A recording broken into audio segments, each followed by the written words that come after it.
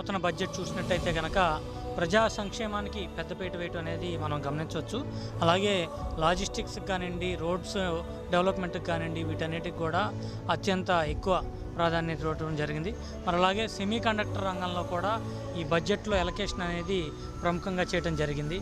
మరొక విషయం మనం గమనించినట్టయితే కనుక ముఖ్యంగా ఈ టూరిజం రంగంలో ఏదైతే ఉందో అత్యంత అధికంగా మనకి ఈ ఎంప్లాయ్మెంట్ జనరేట్ అయ్యేటువంటి శాఖగా మనం గుర్తించాం. కాబట్టి దీనికి కేంద్ర ప్రభుత్వం వారు ఇటీవలే 2581 కోట్లు ప్రకటిస్తే మరి ఆంధ్రప్రదేశ్ రాష్ట్ర ప్రభుత్వం తరఫున దాదాపు 480 కోట్లు ప్రకటించడం అనేది ఇది ఒక రికార్డుగా మనం చూసుకోవచ్చు.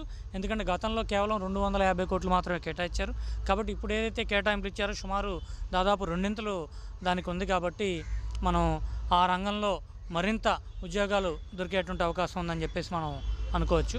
అంతేకాకుండా ఆంధ్రప్రదేశ్ ఇండస్ట్రీస్ రంగంలో కూడా ఎవరైతే పెట్టుబడిదారులు ముందుకొచ్చి కంపెనీలు ఆంధ్రప్రదేశ్లో పెడతామని చెప్తున్నారో వారందరికీ కూడా జిల్లా యంత్రాంగంతో సమన్వయం చేసుకుని ఏపీఐఐసి ద్వారా ల్యాండ్ అలొకేషన్ కూడా త్వరితగిన పూర్తి చేయటం, మరి అలాగే ల్యాండ్ లీజ్ కానివ్వండి, ఉన్నటువంటి మార్కెట్ వాల్యూ మీద కానివ్వండి అత్యంత ప్రోత్సాహకాలతో ఇచ్చి మరిన్ని ఇండస్ట్రీస్ ఇక్కడికి వచ్చేటట్టు పరిశ్రమలు స్థాపించి మనకున్నటువంటి ఇక్కడ యువత అందరికి కూడా ఉద్యోగాలు ఇచ్చే విధంగా ఈ ప్రభుత్వం, ఎన్డీఏ ప్రభుత్వం, కూటమి ప్రభుత్వం ముందుకెళ్తూ కృషి చేస్తుందని చెప్పేసి తెలియజేస్తున్నాం.